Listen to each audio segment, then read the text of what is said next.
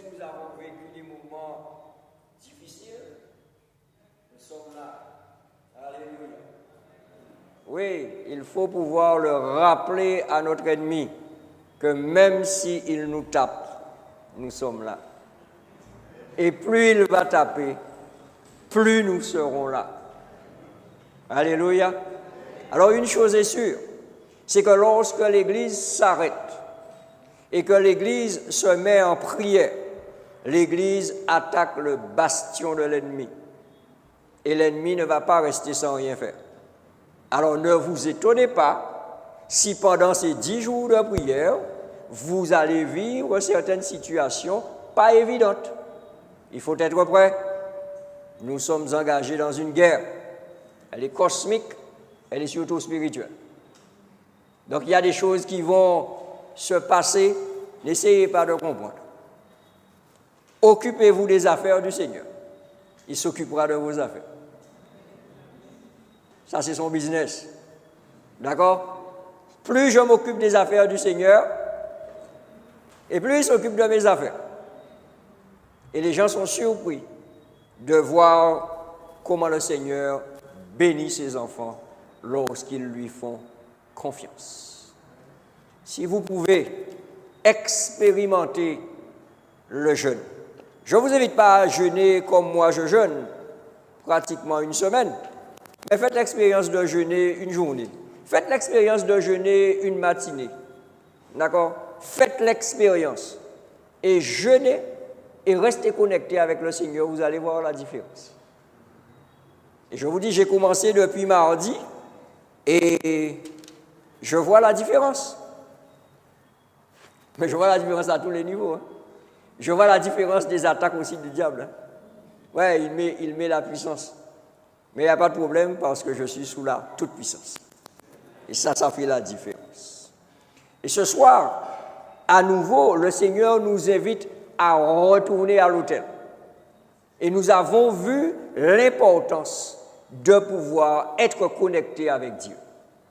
Quand Dieu dit à son peuple dans 2 Chroniques 7, 14, si mon peuple s'arrête, si mon peuple entre dans 10 jours de prière, si mon peuple entre dans une dynamique d'intercession, le Seigneur dit, je lui pardonnerai. Ça, c'est important de recevoir le pardon du Seigneur. Je lui pardonnerai. Mais il ne va pas seulement nous pardonner, qu'est-ce qu'il va faire encore? Qu'est-ce que le texte nous dit au verset 14? Il va faire quoi? Il va exaucer.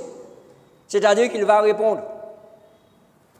Et le Seigneur répond de manière surnaturelle. Et il dit, je ne vais pas simplement vous répondre, je ne vais pas simplement vous pardonner, je vais étendre ma grâce sur votre communauté. Donc, si aurait pris pour Fort-de-France, si aurait pris pour le quartier ici, la grâce du Seigneur s'étendra sur le quartier. Voyez la différence que ça peut faire? Oh yes. Et quand nous dressons l'autel, c'est parce que nous reconnaissons la toute-puissance de Dieu. Et si nous prenons l'exemple, ce soir, je voudrais que nous puissions prendre l'exemple d'un homme de la Bible qu'on trouve dans Genèse, chapitre 12. Genèse, quel chapitre? 12. Et nous allons lire le verset 7. C'est la belle expérience de celui qui s'appelait Abraham et que Dieu a appelé Abraham. Au verset 7, la Bible nous dit quoi? Que l'Éternel apparut à Abraham.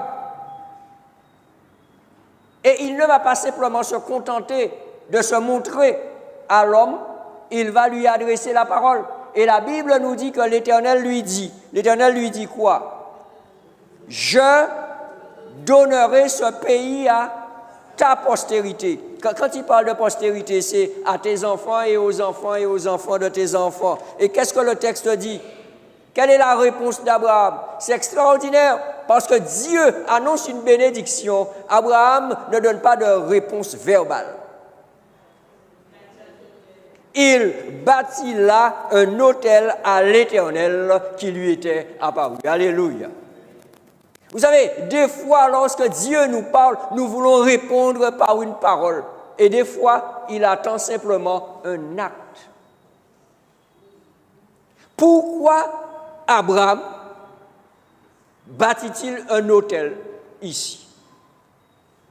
Parce que tout simplement, Dieu s'est manifesté de manière surnaturelle. Dieu lui apparaît. Alors, vous allez noter que le rédacteur biblique ne dit pas sous quelle forme que Dieu apparaît à Abraham. Je pense qu'il n'a pas voulu théoboliser notre esprit. On ne sait pas sous quelle forme, mais on sait que Dieu apparaît à Abraham et il lui parle. Dieu vous parle-t-il? Dieu vous est-il apparu? Très bonne question. En tous les cas, cette apparition, cette manifestation surnaturelle, Abraham a voulu marquer cette rencontre avec Dieu. Et il va bâtir un autel. Et vous savez, à l'époque d'Abraham, avec quoi on bâtissait l'autel? Avec des pierres.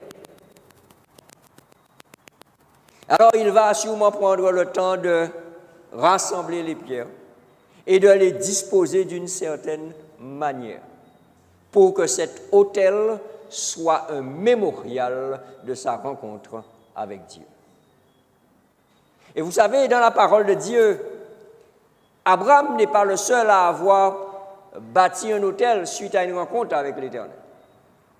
Son fils, qui s'appelle Isaac, a eu l'occasion aussi de bâtir un autel lors de sa rencontre avec le Seigneur.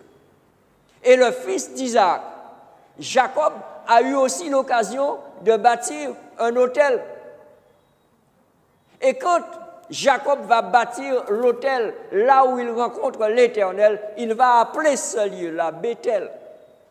Et Bethel, Bethel, en hébreu, veut dire maison de Dieu.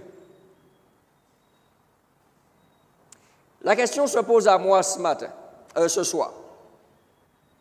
Ai-je une raison de bâtir un autel à l'Éternel? Je vous invite à prier. Notre Père et notre Dieu, tu te manifestes comme tu veux parce que tu es Dieu. Et Seigneur, nous voulons reconnaître cette prééminence. Nous voulons reconnaître cette majesté. Et nous voulons, Seigneur, non seulement te louer, mais aussi t'adorer en esprit et en vérité. Tu nous as emmenés ici ce soir. Et ceux qui sont derrière leur écran, tu leur as donné rendez-vous. Et tu nous as donné rendez-vous pour que nous puissions véritablement communier avec toi. Alors viens par ton esprit et communie avec nos esprits. Fais-le, Seigneur, de telle sorte que nous puissions avoir cette rencontre surnaturelle avec toi ce soir, quitter ce lieu dans ta présence, te laisser nous accompagner et te laisser surtout, Seigneur, continuer à nous garder sauvés en Jésus-Christ. Merci pour ta grâce, merci pour ta miséricorde, merci pour ta bonté, manifestée dans le salut extraordinaire apporté par notre Seigneur Jésus-Christ, en qui nous te prions et en qui nous te remercions. Amen. Amen.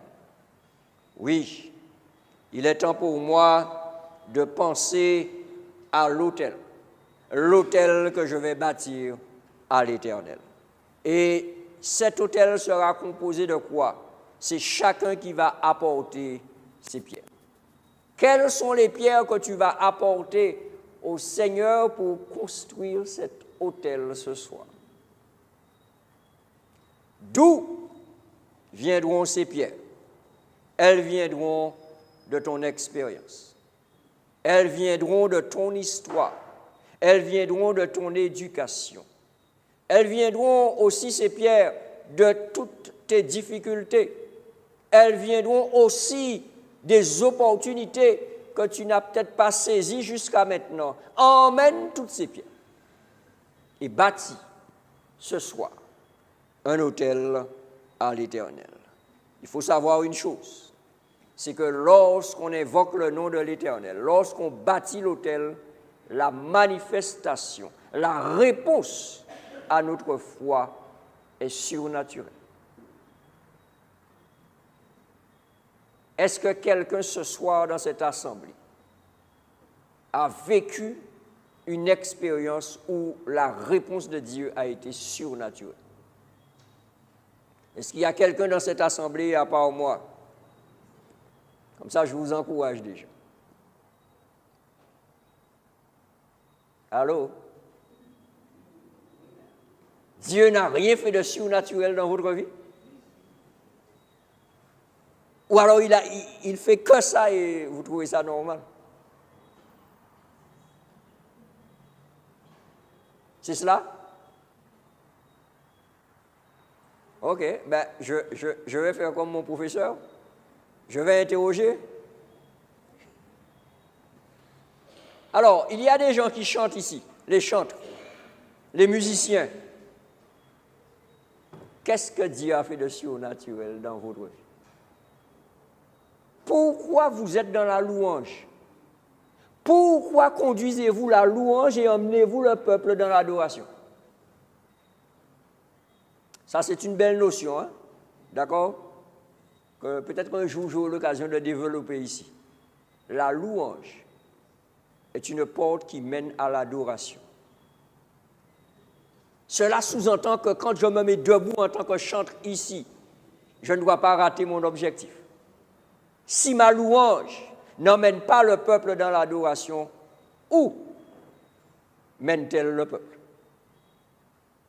Parce que lorsque j'ai terminé ce moment de louange, c'est l'intervention de la parole de Dieu. Et si le peuple n'est pas disposé, j'ai raté mon objectif. Allô? C'était juste une parenthèse pour montrer la valeur du ministère de la musique et du chant. C'est la même valeur que la prédication de l'Évangile. Donc c'est la même consécration qui est demandée. C'est la même préparation qui est demandée. Je referme la parenthèse. Qu'est-ce que Dieu a fait de surnaturel dans votre vie? Alors, je vais commencer et peut-être après ça va vous encourager. Je suis un miracle ambulant. Je suis un miracle vivant. Je suis le résultat de la prière d'une maman à l'Éternel. Oui. Quand ma mère devait accoucher, elle est arrivée à la clinique et quand l'opération a commencé, je dis bien l'opération, parce qu'il semblerait que le petit Claudie ne voulait pas sortir. Donc on lui a fait une césarienne à ma mère, parce que ça faisait 2 semaines après terme. Ouais, à pas TV sorti, il y a encore 10 autres ça. Hein. Et quand le chirurgien a commencé effectivement l'opération au niveau de la césarienne, ma mère a fait une hémorragie. En fait, elle a fait des hémorragies successives. On lui a prodigué 7 poches de sang. Elle n'a retenu aucune poche.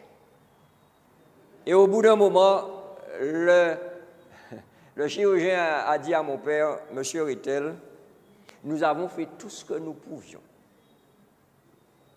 Si votre femme s'en sort vivante, ce ne sera pas de notre compétence. C'est sûrement un être supérieur, parce que c'est comme ça que les scientifiques, vous voyez? C'est un être supérieur qui aura fait une intervention. » Et ma mère m'a dit, il n'y a pas si longtemps que cela, enfin pas si longtemps que cela, il y a une vingtaine d'années, elle m'a dit, elle a fait une prière. Et à l'époque, elle n'était pas baptisée, elle lisait sa Bible, elle croyait en Dieu. Et elle a dit au Seigneur, si tu me gardes en vie, et si tu donnes vie à cet enfant, je te le consacre et je te consacre ma vie.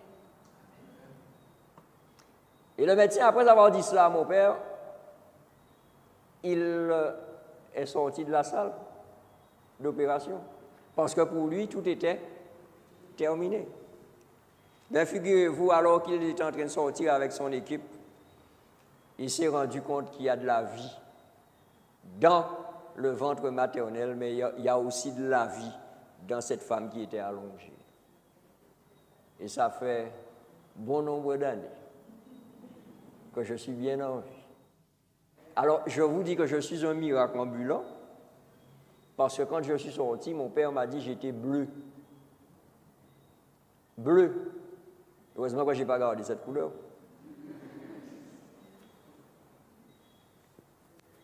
Mais je suis heureux aujourd'hui parce que, alors beaucoup de personnes ne le comprennent pas forcément, mais pour moi, chaque jour, c'est du bonus. Chaque jour, c'est du bonus. Parce que je n'étais pas censé être là. Mais je suis le résultat de la prière. Alors, je loue Dieu. Et quand je parle de mon Dieu, il n'y a pas de souci. Parce que je sais d'où je viens et je sais ce qu'il a fait.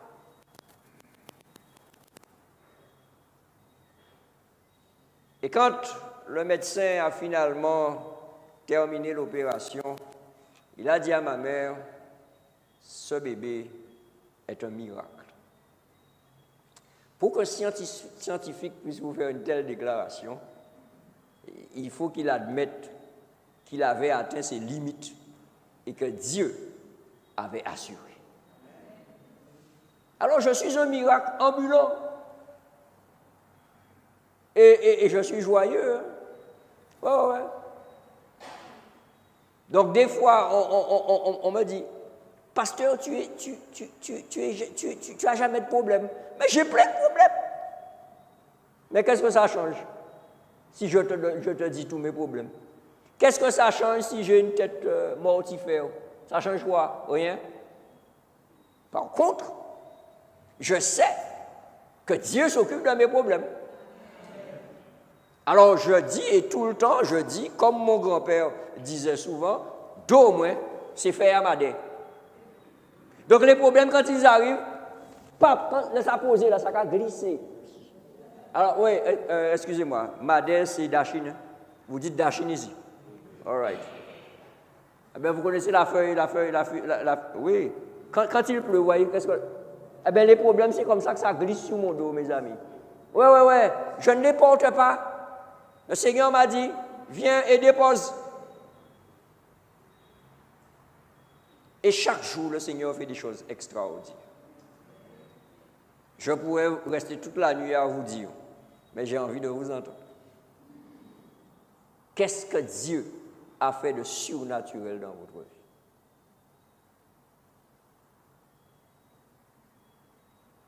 vie? D'accord. Il y a plein de personnes sur le net qui veulent parler, vous voyez, mais ils ne peuvent pas. Mais parlez pour eux.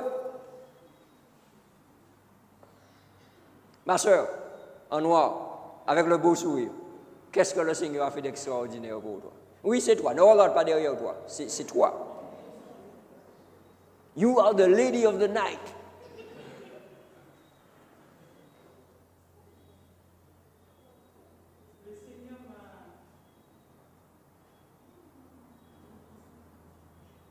Quelqu'un par là, sous la rangée extrême, là, se prépare déjà, hein, parce que je viens.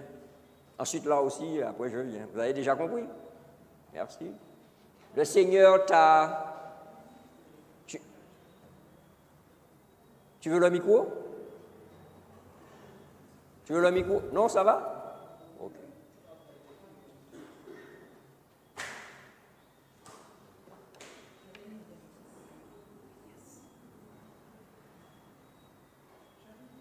Alors, l'avantage que j'ai, c'est que je ne connais personne ici.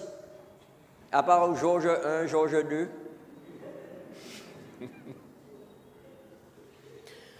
Non, sens-toi à l'aise, vas-y.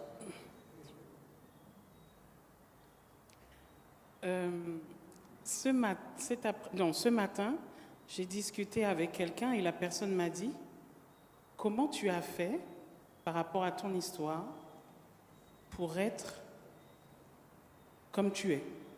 OK. Et ça m'a travaillé la journée. Et quand tu as dit tout à l'heure de raconter son histoire, j'ai dit non, c'est pas moi. Et là, je suis en train de parler, je suis en train de trembler à l'intérieur de moi. J'ai eu une relation avec un homme et j'ai laissé cette relation prendre la place de Dieu. OK. Et je disais au Seigneur, ce que je suis en train de vivre n'est pas ce que tu veux pour moi. Mais je ne me voyais pas vivre sans cette personne. Parce que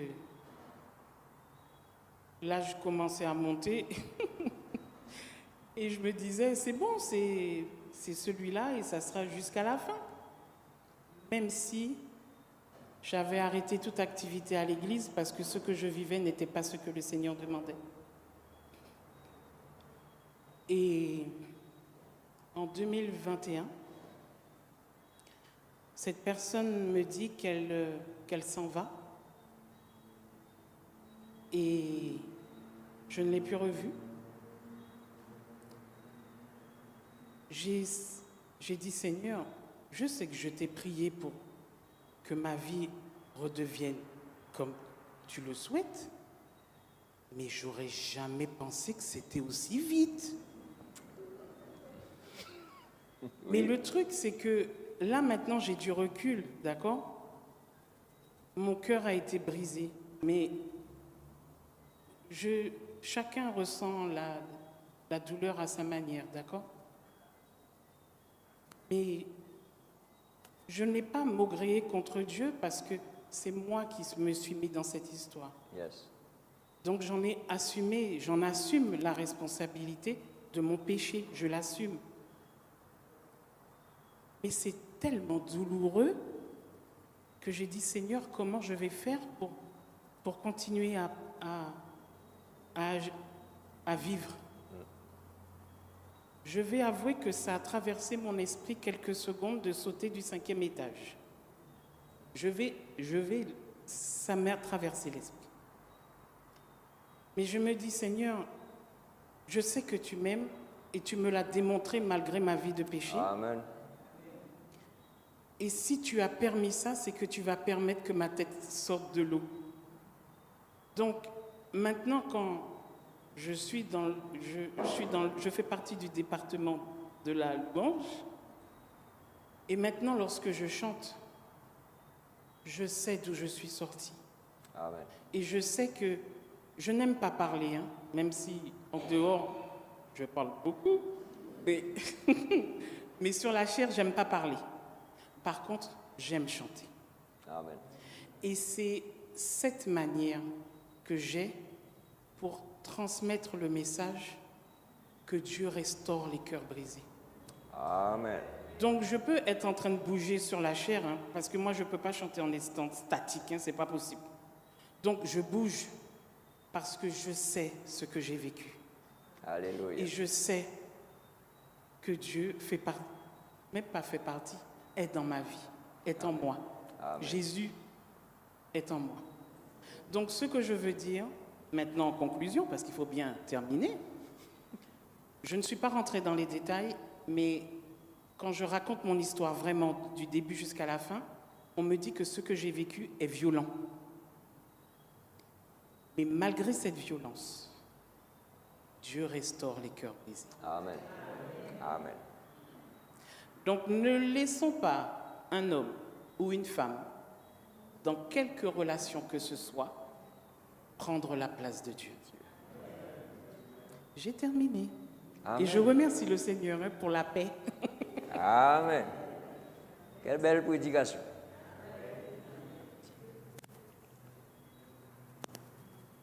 Je vais à peu près comme votre mère.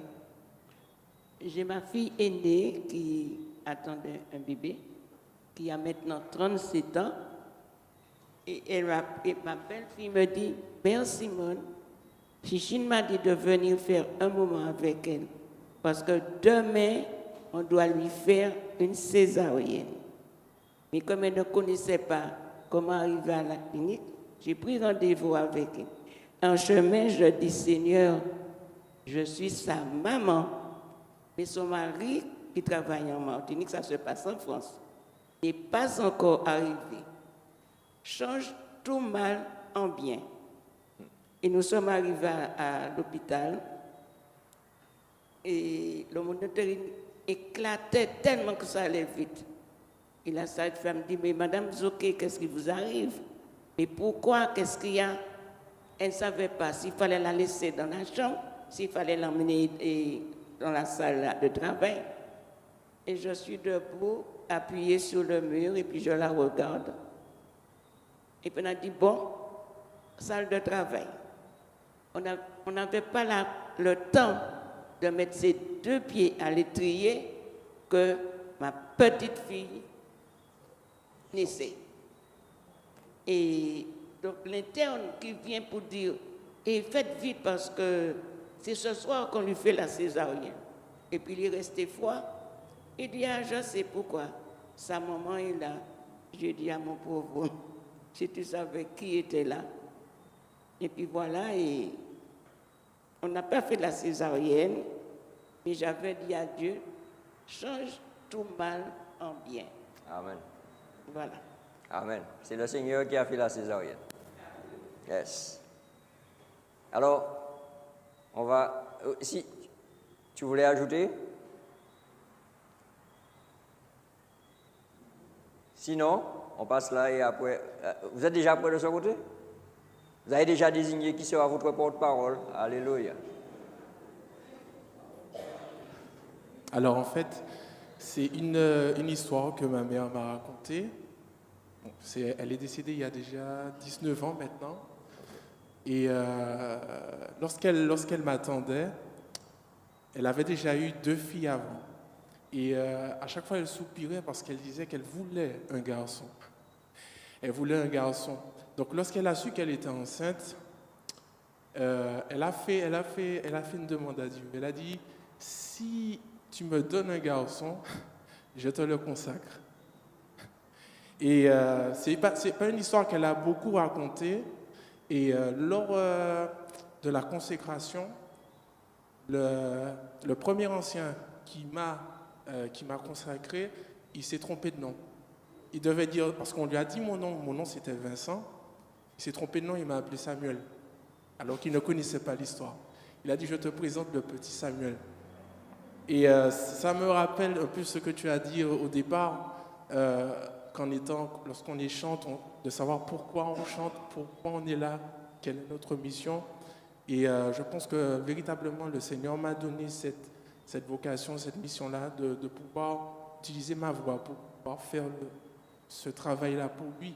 Et je le fais avec plaisir parce que je suis son messager.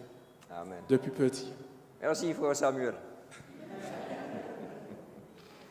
Tu vois, c'est ton nom spirituel. Oui, je ne partirai pas si je n'ai pas l'aile gauche, l'aile sur ma gauche. Qui sera le porte-parole? Très bien. Merci, ma soeur. Alors, c'est une histoire fraîche. Ça se passe lundi, lundi dernier. Donc, je suis responsable dans un collège de la restauration scolaire. Et puis voilà, quand la livraison des repas arrive au collège, puisque nous sommes une cuisine satellite, c'est un prestataire de repas qui nous livre. Alors, j'ai fait tomber un bac gastro. C'était des merguez. Mais le bac gastro était vraiment... presque tout le bac s'est renversé au sol. Alors, bien sûr, j'ai ramassé les merguez, mais j'ai mis hors service. Et dans mon cœur, ce jour-là, j'ai dit, Seigneur, j'ai 390 enfants à donner à manger. Le lundi, il y a beaucoup plus d'enfants. Seigneur, tu as dit de demander, tu as dit de frapper, tu as dit de chercher. Seigneur, donne gloire à ton nom. parce qu'ils ne vont pas me louper, je suis la responsable et j'ai fait tomber les merguez. Je vous assure que pendant tout le service, je priais dans mon cœur.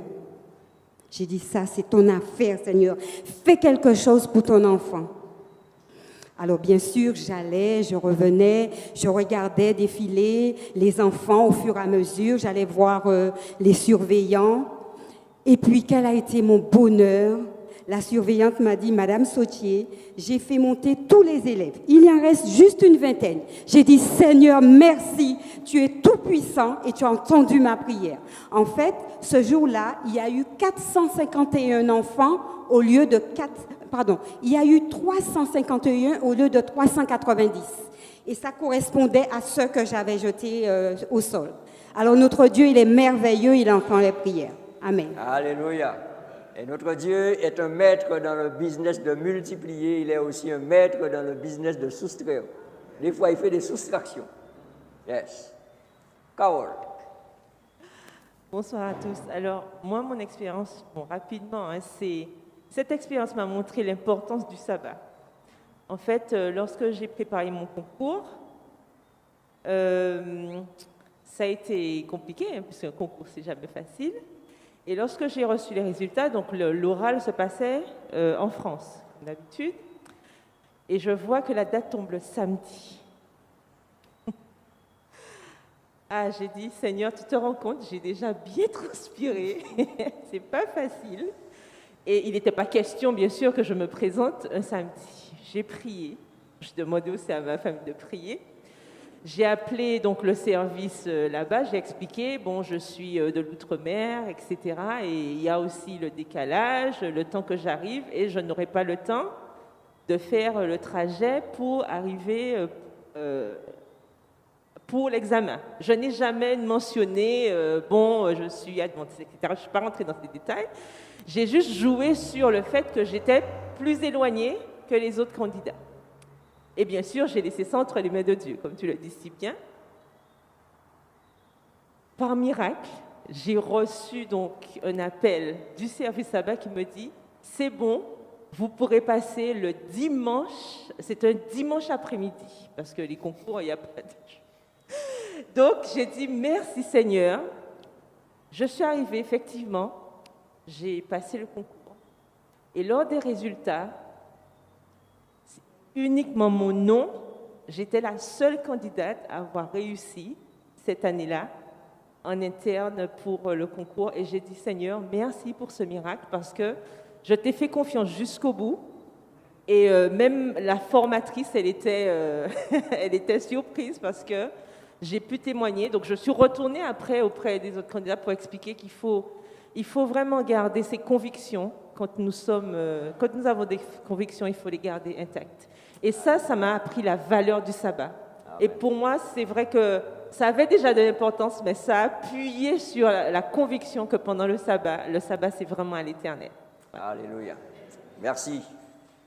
Alors, une chose est sûre, tout un chacun a de quoi bâtir un hôtel ce soir.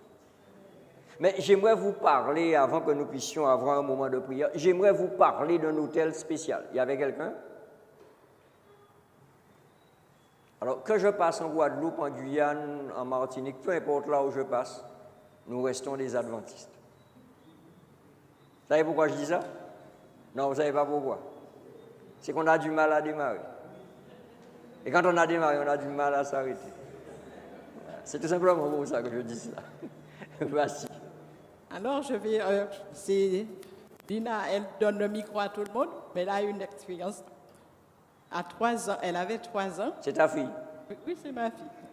Elle avait 3 ans. Et donc, elle ne voulait pas manger. Elle souffrait de sa gorge. Je l'ai emmenée chez le médecin. Le médecin m'a dit, mais non, c'est une rhinopharyngite, ce n'est rien. Donc, elle n'arrivait pas à manger. Elle lui dit, allez, ouvre ta bouche, mange. Alors, son père dit, mais non, mais elle est malade, il faut l'emmener chez le médecin. Mais non, hier, je l'ai emmenée, je ne vais pas l'emmener aujourd'hui. Et mon mari est parti au travail. Et puis elle me dit, maman, ferme la porte. Dis à Jean-Luc de fermer la porte parce que je ne vois pas Jésus. Donc, j'ai dit, ah non, c'est grave. J'ai appelé un taxi pour pouvoir l'emmener chez un médecin. quand j'arrive chez le médecin, il dit au médecin de fermer la porte parce qu'elle ne voit pas Jésus. Il dit, ah non, là, je ne sais pas. Et puis le médecin m'a dit, bon, vous savez, il faut signer un document parce qu'on va la transmettre dans un autre hôpital parce que ce qu'elle a, c'est grave. Là, je n'avais plus de force. J'ai dit, Seigneur, tu m'as donné 8 enfants. Si tu décides de prendre Dina, que ta volonté se fasse. J'ai senti une force et tout de suite on l'a mise à l'oxygène et puis à la grâce de Dieu, Dina est... Amen. Est-ce que tu as vu Jésus? Alléluia. Donc, je peux m'arrêter. J'aime beaucoup le ministère du chant et de la musique. D'accord? En Guadeloupe, je fais beaucoup de séminaires sur l'approche de l'adoration. Chaque personne qui se retrouve à chanter et à diriger la louange a une histoire. Ça, je le sais. Et a une histoire qui est unique. Et c'est pourquoi? Parce que la louange, en fait, par définition, c'est dire ce que Dieu fait, ce que Dieu a fait. Et l'adoration, c'est dire qui est Dieu. Et c'est pour cela que je dis que la louange est une porte qui mène à l'adoration. Et quand on a vécu certaines choses avec Dieu, ben la capacité qu'il nous donne de pouvoir le faire au travers de la louange est extraordinaire. Et ce soir, je vais vous inviter à chanter simplement une strophe du 511. Toujours ta divine présence. Et ensuite, je vais vous présenter l'autel le plus extraordinaire qui existe. 511, la première strophe, toujours ta divine présence. Et la divine présence du Seigneur jette un rayon sur notre chemin spirituel. Alléluia. Est-ce que vous êtes convaincus de cela? Si vous êtes convaincus de cela, vous allez devoir accompagner les chantres avec cette conviction. Nous ne sommes pas venus ici ce soir à un enterrement. Ou si nous sommes venus à un enterrement, nous sommes venus à l'enterrement du diable et du péché. Alors louons le Seigneur. Il faut que nous puissions le louer parce qu'il a fait des choses extraordinaires. Et même ceux qui n'ont rien dit ce soir, je sais que Dieu a fait des choses extraordinaires dans votre vie. Alors, dites-le parce que vous êtes dans sa présence.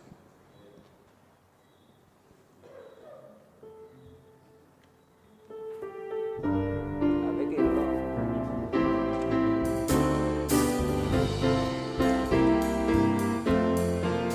Toujours ta divine présence jette un rayon sur mon chemin et le cœur joyeux je m'avance, je n'ai pas peur du lendemain. Où tu voudras, je veux te suivre, amour de Dieu, conduis mes pas, vivre sans toi, ce n'est pas vivre, je ne puis être où tu n'es pas. Alléluia. Et le Seigneur est à l'autel le plus extraordinaire qui soit. Parce que qui a bâti cet autel? C'est Jésus. Oui, vous pouvez vous asseoir parce que j'aurai besoin de vous tout à l'heure. Jésus a bâti l'autel le plus extraordinaire qui soit. Et il l'a fait où? À Golgotha. À Golgotha. Parce que c'est là que le divin rencontre l'humain pour le sauver. À la croix du Calvaire. Et mes amis, rappelez-vous de la prière de Jésus. Pardonne-leur. Car ils ne savent pas ce qu'ils font. Et si je dois ajouter à cette prière de Jésus, je suis mort aussi pour eux. Alléluia. Jésus a bâti cet autel à Golgotha. Et cet autel est symbole de son amour infini pour chacun d'entre nous.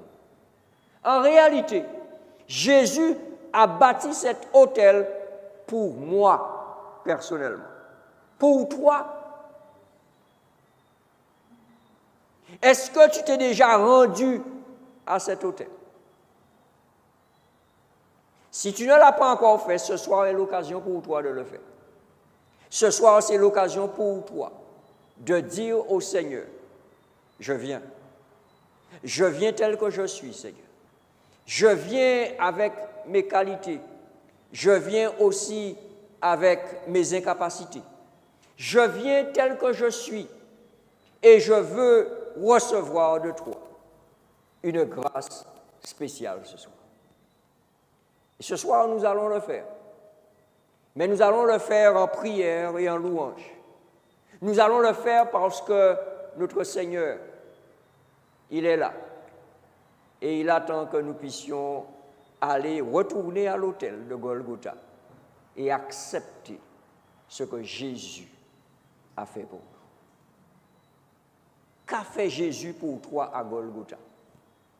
En un mot de 4 lettres, il a tout fait. Tout. Et c'est quoi tout?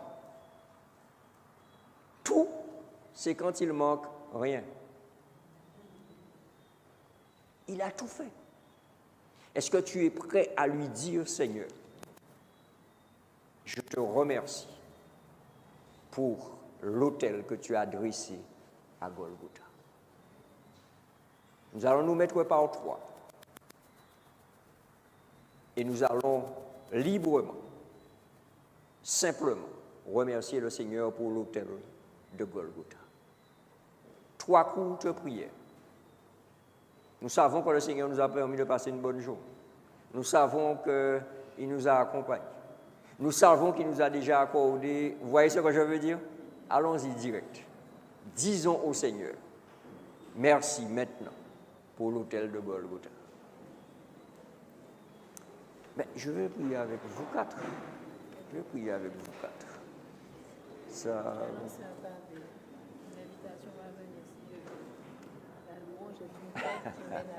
J'ai vu que tu as noté. J'ai vu que tu as noté. Mais c'est quelque chose d'extraordinaire. C'est quelque chose d'extraordinaire.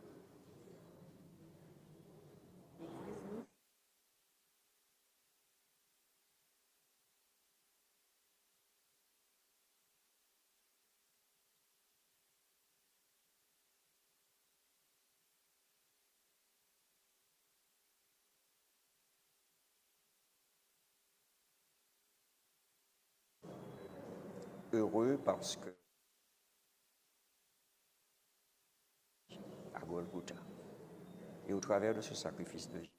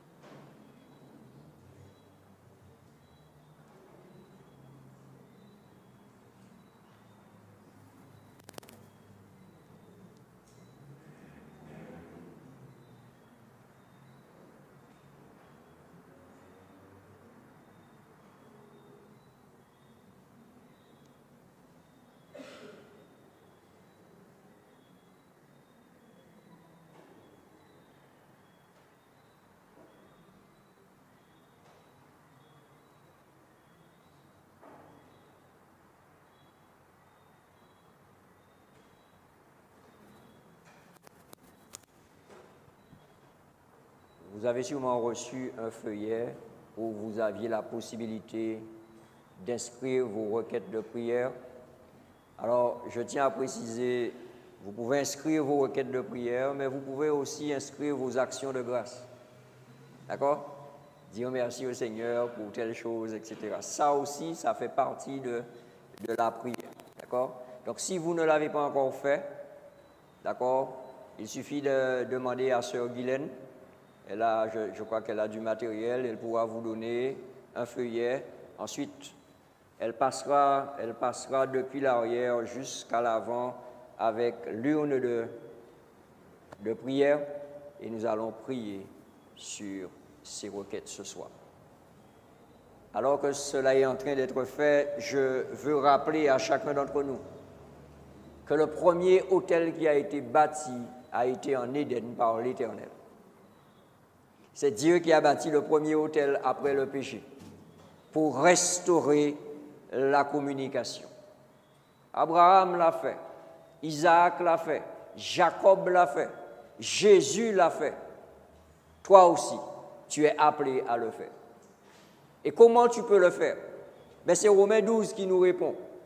L'apôtre Paul écrit dans Romains 12, au verset 1er, « Je vous exhorte, par les compassions de notre Seigneur Jésus-Christ, à offrir vos corps comme un sacrifice comment?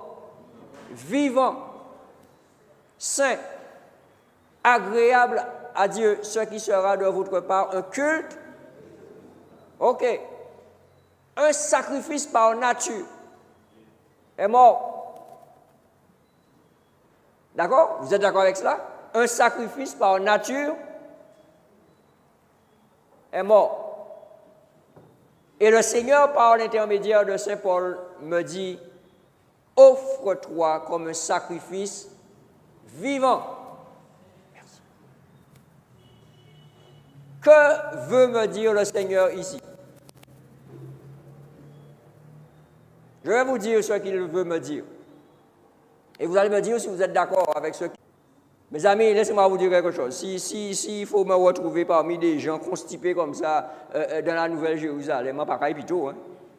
Mais comme je sais que ça ne sera pas ça, je dis Alléluia.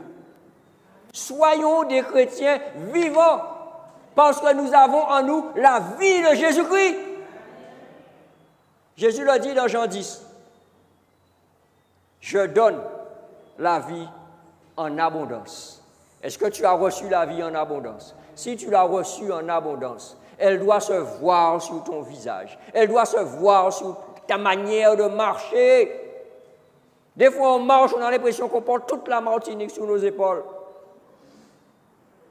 Je ne suis pas en train de dire qu'il vous faut être... vous comprenez ce que je veux dire? Mais soyons sereins, mes frères et sœurs. Soyons joyeux. Je vous ai dit, moi, ça fait plus de 50 ans que je n'aurais pas dû être là. Mais là, je suis content. Content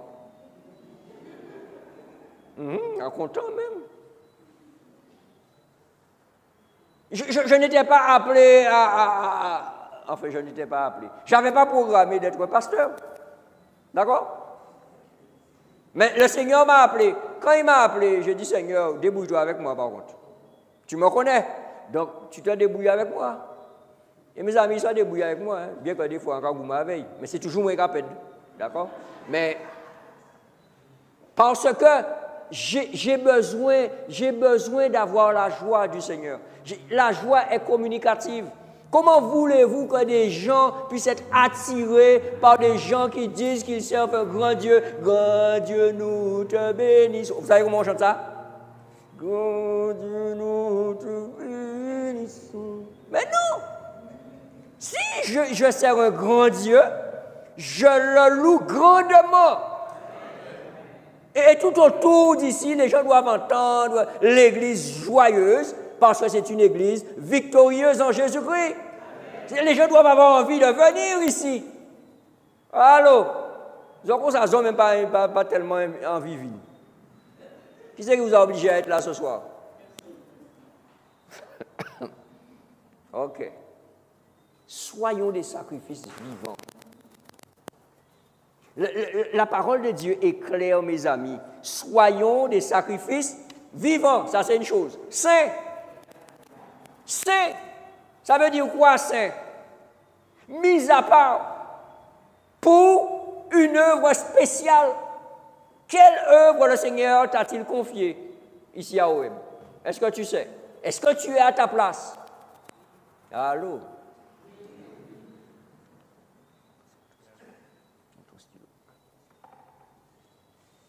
Si tu n'es pas à ta place, tu sais que tu as un problème. Parce que si tu n'es pas à ta place, tu occupes la place de quelqu'un d'autre. Allô? Et si tu occupes la place de quelqu'un d'autre, cette personne est obligée d'aller s'asseoir à une autre place. Et donc de prendre la place de quelqu'un d'autre. Voyez ce que ça donne? Ça donne que si je ne suis pas à ma place, à OM, j'occupe la place de frère Vincent peut-être, ou de sœur Guylaine, ou de frère Georges 1 ou 2. OK? Mais si j'occupe la place de quelqu'un, la personne, il faut bien qu'elle s'asseye quelque part. Donc il est obligé à essayer dans notre place. Et là, il y a besoin qu'il prend place à frère Tartampion. Et frère Tartampion est obligé à essayer dans notre... Mais frère Tartampion prend place à frère Jean-Pierre. En fait, il y a un seul, on appelle ça cacophonie. Et vous savez que cacophonie, c'est un mot grec. Hein? C'est un mauvais son. Kakos en grec veut dire mauvais. Et phono, son. Donc, si je n'ai pas été appelé à être chantre, et en fait, toute politique en moi, puis nous me chante, encore trouver moi chante. D'accord? Et je prends la place de quelqu'un d'autre. Et quand les chantres dirigent la louange, comme je ne suis pas sanctifié, la louange prend une autre porte. Et ça a un impact sur l'adoration de toute l'assemblée. Je dois être saint. Je dois être mis à part pour un usage saint dans le ministère, dans l'œuvre du Seigneur. Donc je dois savoir quelles sont les capacités qu'il m'a données, quels sont les talents qu'il m'a donnés, naturels et spirituels.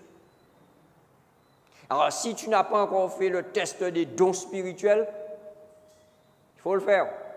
Le pasteur d'ici s'appelle? Oh, pasteur Luciat.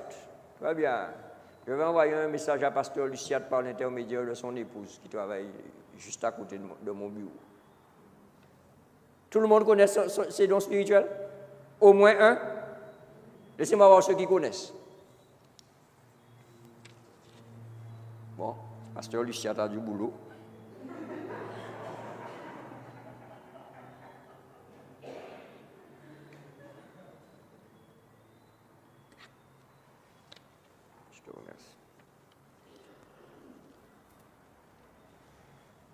Je terminerai en disant qu'il nous faut être un sacrifice vivant, saint, et je reviens encore sur ma même notion, agréable à Dieu.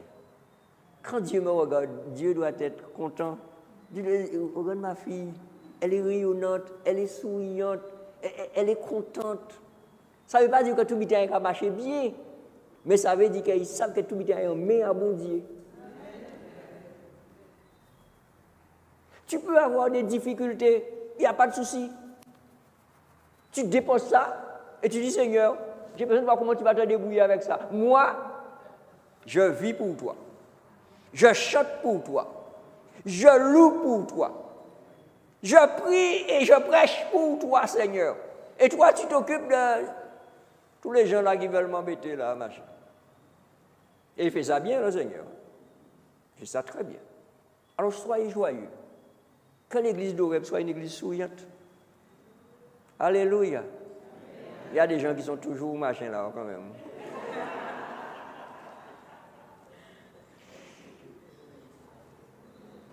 J'aimerais que nous puissions maintenant prier. Et avant de prier, nous allons chanter. Alors, j'aime beaucoup le chantème. Non, le chantème. On va chanter le chantème. Et alors que nous chantons le chantème, disposez-vous à prier d'une manière spéciale ce soir. D'accord? Alors que nous chantons le chantème, disposez-vous. Je vais avoir une prière d'intercession. J'aimerais avoir tous les anciens qui sont à l'église ce soir. Venez avec moi. Tous les anciens qui sont présents. Nous allons avoir un moment de prière spécial sur l'urne de prière. Et je vais faire une dernière prière. Et cette prière sera une prière dans le sens où nous allons parler à Dieu et nous allons l'écouter nous parler. Ça veut dire que dans ma prière, à un certain moment, je vais me taire et vous allez silencieusement faire monter votre prière, votre requête. À un autre moment, je vais encore me taire et vous aussi, vous allez vous taire. Nous allons tous écouter le Seigneur nous parler. D'accord? Ça sera cette dernière prière après la prière sur l'urne avec les anciens.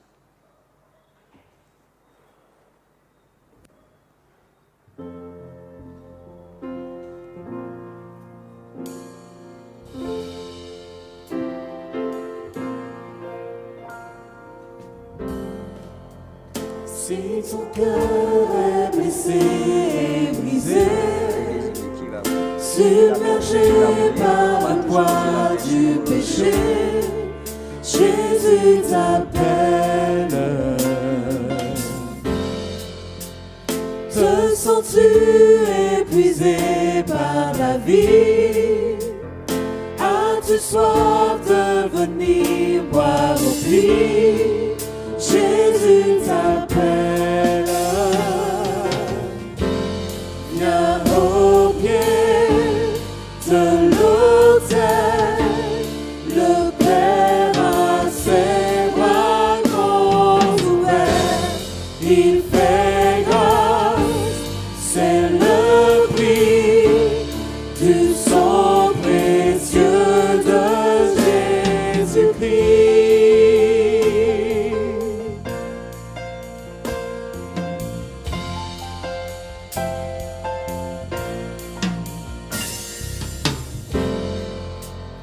Laisse là tes regrets, tes erreurs.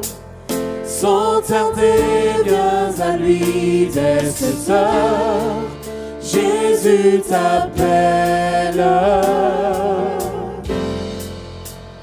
Pour tes peines, il te donne la joie. Et les sorts, il fait naître la vie. Jésus t'appelle.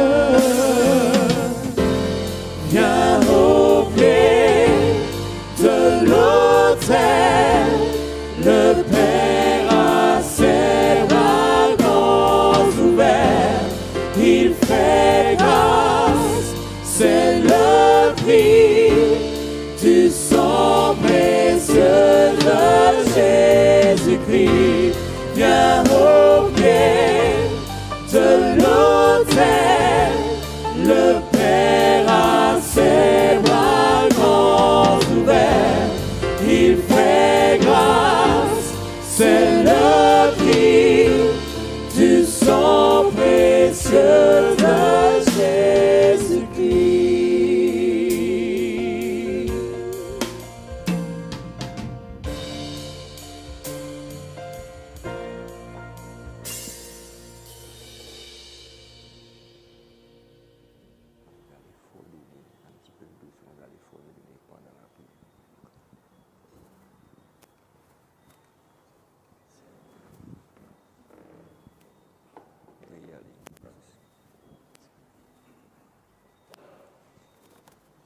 On va se mettre à genoux.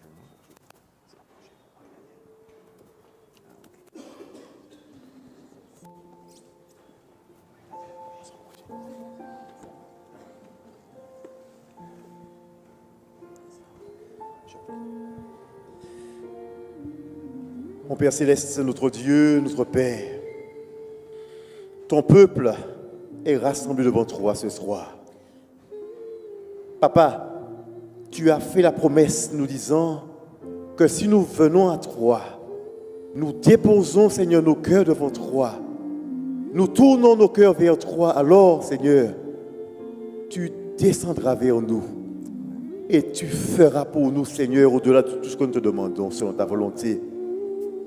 Père éternel, ton peuple a déposé à tes pieds ce soir tous ses besoins, toutes ses demandes, ses cris, ses pleurs, ses douleurs, mais aussi ses remerciements, actions de grâce. Parce que nous sommes conscients que tu es un Dieu grand, merveilleux, tout-puissant, auquel tout pouvoir a été donné dans les cieux et sur la terre, qui est capable, qui peut faire pour nous tout ce que nous te demandons, au-delà de tout ce que nous te demandons, mais qui a aussi ce pouvoir de nous dire, je t'aime, je t'accepte tel que tu es, je t'aime. Ô Père éternel, ton peuple a besoin de toi. Ton peuple espère en toi. Ton peuple crie à toi. Ton peuple veut te servir. Ton peuple prend conscience. Nous prenons conscience de notre dépendance envers toi. Nous prenons conscience que sans toi, nous ne pouvons rien faire. Nous prenons conscience, Seigneur, qu'on a besoin de ta grâce, d'une transformation, d'un renouvellement, d'une restauration, Seigneur. Aie pitié de nous, Papa. Nous vous aimons, Papa. Fais un bagaille andi dans nous. Brisez en nous ce qui pas et mettez-nous tout bout devant pour nous payer ça, servir et aimer chaque jour. Papa, nous bousons, nous qu'à crier, nous pas ça faire tout seul. C'est pour ça que nous bousons qu'on a fait andi dans nous. Et puis nous, pour nous, changez-nous, Papa. Secouez-nous, ô Éternel, aie pitié de nous et accepte-nous tels que nous sommes et fais ce qui est nécessaire dans nos cœurs pour que nous puissions te servir avec joie et avec amour. Ô Éternel, aie pitié de nous. Nous te remercions d'avoir entendu notre prière. Nous te remercions d'agir en nous. Nous te remercions d'avoir pitié de nous, car nous te prions au nom de Jésus. Amen.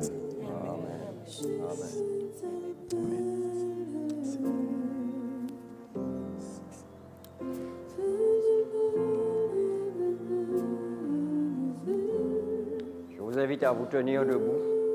Nous allons avoir ce moment de prière spéciale maintenant. Ce sera la dernière prière.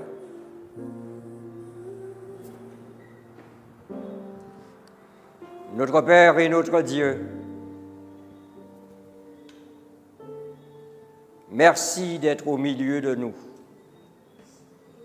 Merci surtout d'être en nous. Merci d'être notre Dieu. Nous sommes de retour à l'autel, Seigneur, parce que nous avons choisi d'être reconnectés pleinement avec notre Seigneur Jésus-Christ.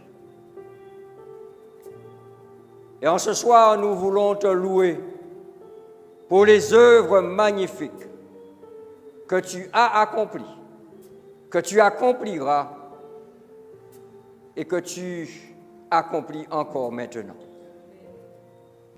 Nous voulons aussi reconnaître que tu es un Dieu extraordinaire, capable de nous recevoir tous en même temps, capable de pouvoir nous entendre tous en même temps.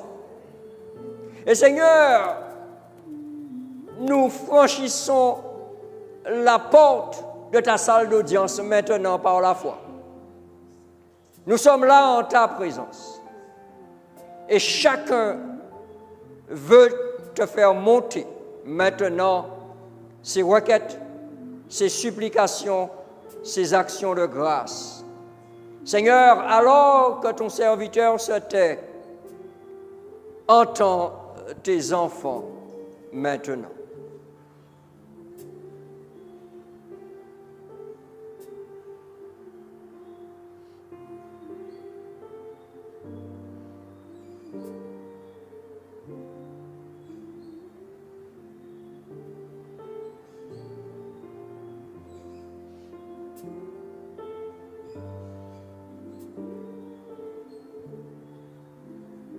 Merci de nous avoir entendus. Seigneur, nous ne voulons terminer cette prière sans aussi t'entendre nous parler. Et tu nous as dit, Seigneur, confie-toi en l'Éternel de tout ton cœur. Seigneur, tu ne peux aplanir nos sentiers que lorsque nous sommes à l'écoute. Alors maintenant, nous voulons faire silence et t'entendre nous parler. Révèle-toi à chacun maintenant de manière individuelle, Seigneur. Parle-nous maintenant.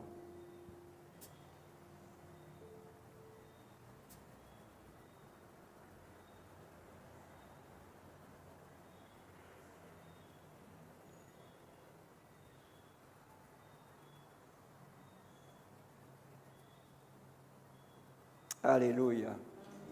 Maranatha, viens Seigneur Jésus. Amen. Amen. Amen. Bonne soirée à vous. Et les chantres vont nous raccompagner avec le chant de circonstance.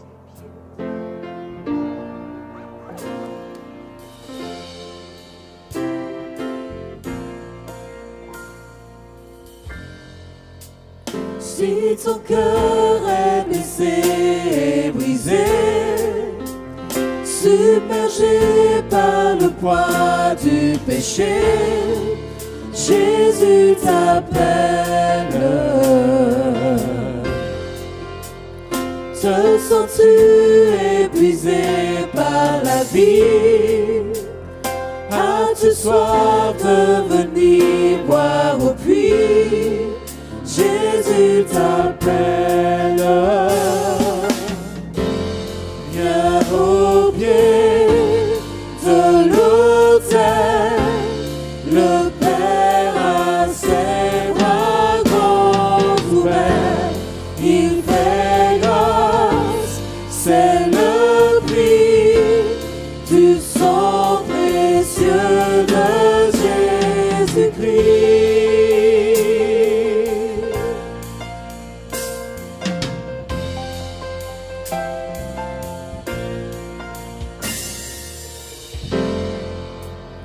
Laisse là tes regrets, tes erreurs. Sans tarder, viens à lui dès cette heure. Jésus t'appelle. Pour tes peines, il te donne la joie. Et des cendres, il fait naître la vie. Jésus t'appelle. Viens au pied de l'autel, le Père a ses bras grands ouverts. Il fait grâce, c'est le prix du sang précieux de Jésus-Christ. Viens